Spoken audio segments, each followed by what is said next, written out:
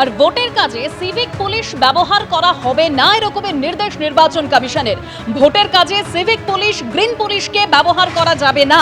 ভোটের সঙ্গে যুক্ত কোনো কাজই রাখা যাবে না। ভোটের 3 দিন আগে ও 1 দিন পরে ইউনিফর্ম পরা যাবে না, নির্দেশ নির্বাচন কমিশনের।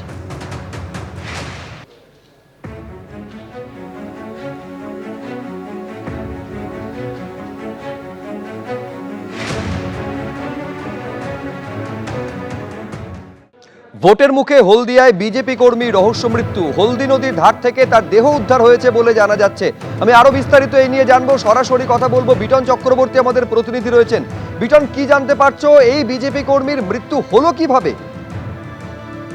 দেখো, পরিবারের থেকে যেটা অভিযোগ করে বলা হয়েছে যে গতকাল বিকেল থেকে কিন্তু তিনি নিখোঁজ ছিলেন, মহাদেব বিশ্বাস যার নাম। এবং আজকে দুপুরবেলা তিনি যখন এই হলদি নদীর ধারে তিনি যখন ঘাস কাটতে আসেন তখনই দেখতে পান যে তার দেহটি সেখানে পড়ে রয়েছে এবং পরিবারের দাবি তার দেহে একাধিক আঘাতের চিহ্ন রয়েছে। এবং স্থানীয় বিজেপি নেতৃত্ব তারা দাবি করছেন যে এই তাকে খুন করা হয়েছে এবং এই খুনের পেছনে তৃণমূল কংগ্রেসের আশ্রিত দুষ্কৃতীরা রয়েছে। যদিও তৃণমূল কংগ্রেসের তরফ থেকে কিন্তু সেই অভিযোগ অস্বীকার করা হয়েছে এবং তাদের বক্তব্য যে কি কারণে মৃত্যু হয়েছে সেটা ময়নাতদন্ত রিপোর্ট হাতে এলেই বোঝা যাবে। পুলিশ কিন্তু ইতিমধ্যেই দেহ উদ্ধার করে নিয়ে গেছে এবং ময়নাতদন্তের জন্য পাঠিয়েছে। স্বাভাবিকভাবে এই দেহ উদ্ধারকে ঘিরেই কিন্তু শুরু হয়েছে চাঞ্চল্য। শুভ্রজিৎ, ধন্যবাদ বিটন।